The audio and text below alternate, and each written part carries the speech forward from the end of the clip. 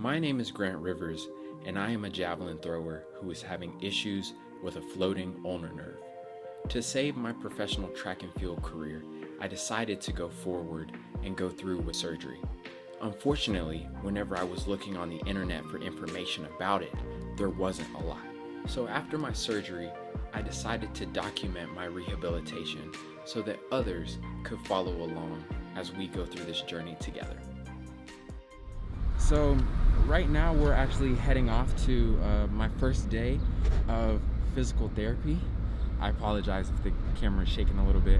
I can't really hold it with both hands because, they're saying that I'm gonna have something like a total of 6 weeks that we're gonna be kind of going from just base level, building strength, learning how to hold things again, and then slowly working our way back up to throwing javelins and just doing athletic movements. So we'll see. Let's see how this goes.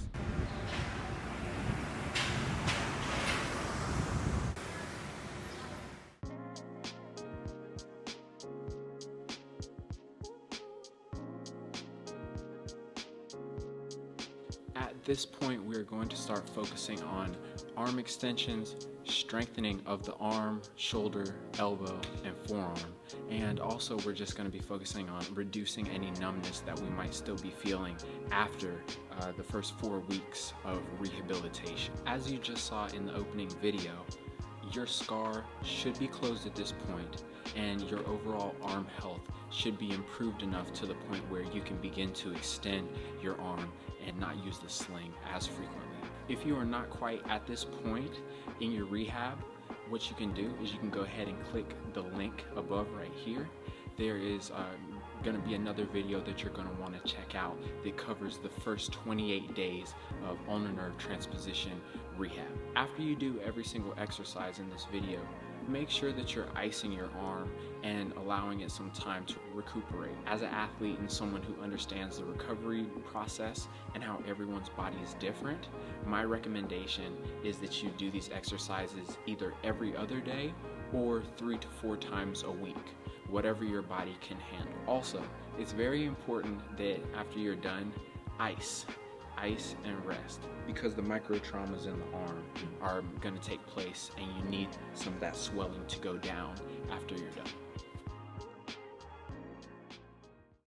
Depending on what rehab schedule you're on, it's very likely weeks 4, or in my case week 5, will be your most difficult as you try to regain full range of motion. The physical therapist will be aware of this. So first, I suggest starting off on the treadmill to get blood flowing through your body and your muscles warm. After this, begin weightless forearm pronation and supination exercises to warm up the forearm. Notice my arm is supported by a table or box. This is because for some individuals, full extension of the arm might not be possible at this time, and we are focused on isolating the forearm anyway. This exercise is meant to help reduce the tightness that you feel in the medial epicondyle and other muscles that may have sustained trauma during the surgery. In my case, this movement was the most difficult out of all of the exercises prescribed to me by my physical therapist. I was told to do this movement every day for 3 sets of 10, but was unable to do so due to soreness. So my first week tackling the movement, I did it 5 of the 7 days in the week and worked my way up from there. After you are done, practice trying to extend your arm past 90 degrees. My physician told me to try to put my thumb in my waistband and eventually progress the thumb to the pants pocket. Do this several times a day or as often as is comfortable for 5 or so minutes at a time. I did it as a cool down after my forearm exercises. Week 6. Starting off with a forearm warm-up can be a good way to activate the muscles in the arm. Go to wherever is comfortable and then stop. Hold for 15 to 20 seconds.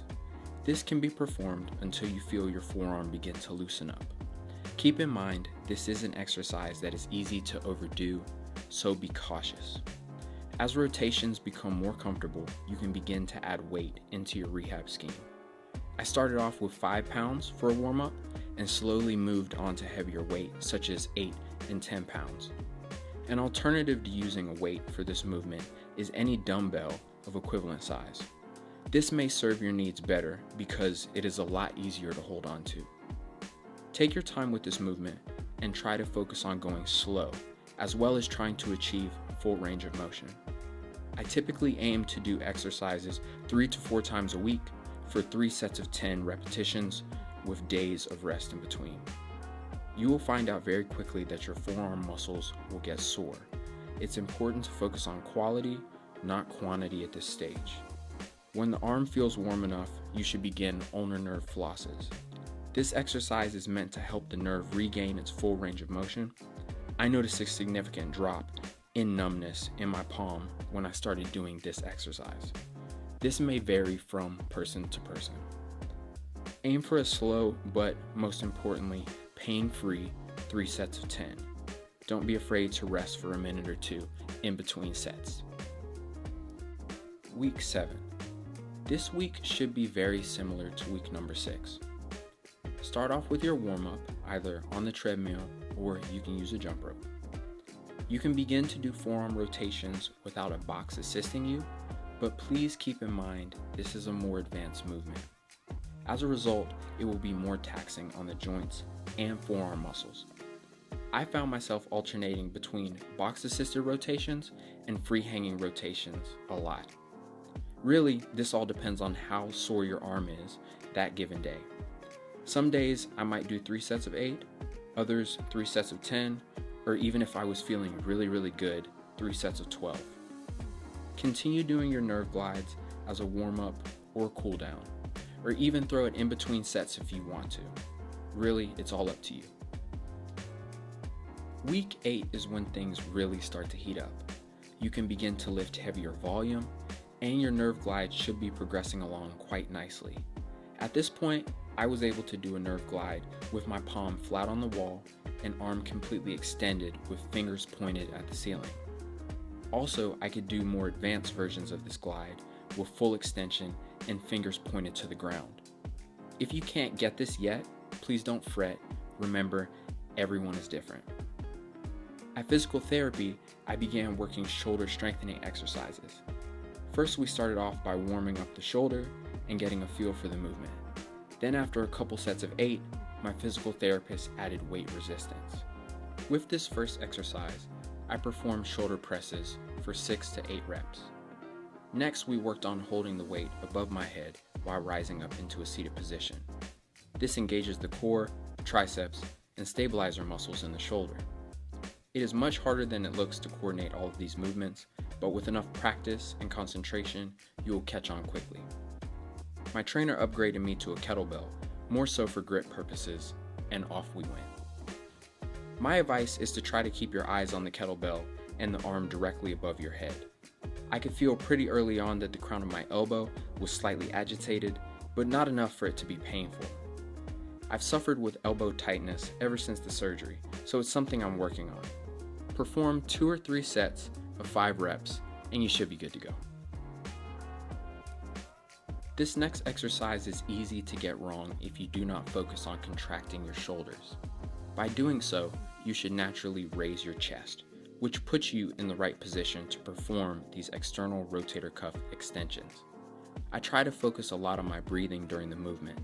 That will keep you at a consistent pace. When you rotate your arm outward, try to focus on keeping the elbow as close to the body as possible. Then when the arm starts to move back towards your stomach, slowly count to 3. This is not a fast movement. Each contraction should be slow and emphasize control. Also, this exercise should be pain-free, so be mindful to monitor this.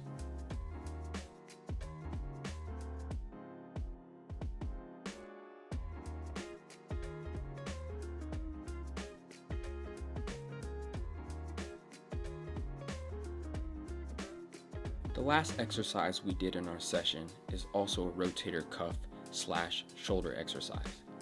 Lie on your side and get into a position that is comfortable. You can bend your legs or use a pillow if necessary. Next, bend your arm 90 degrees and grab your dumbbell or weight. I'd recommend a dumbbell so that you can hold on to it a little bit better. Keep your head in a neutral position, looking forward, and slowly begin to raise your hand toward the ceiling.